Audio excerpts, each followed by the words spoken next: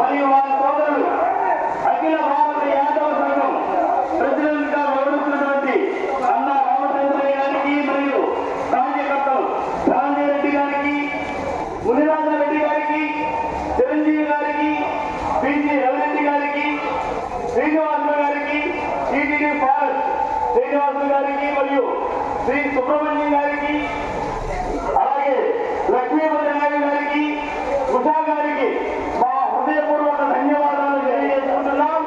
నేటితో ఈ దుర్గాల కార్యక్రమంలో ఈ 21వ మహాభారత యుద్ధం పరిసమాప్తిగా వస్తున్నది.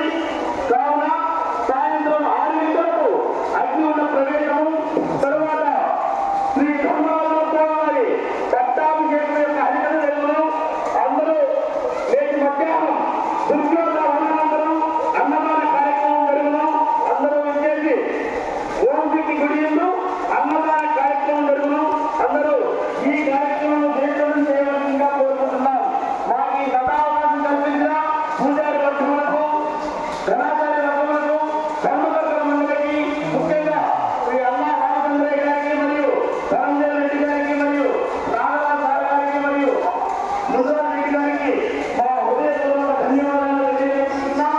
మేము ఎన్ని తప్పులు జరుగుతున్నా మీ కన్న పిల్లలను ఆదరించాలని మనసారా కోరుకుంటున్నాం.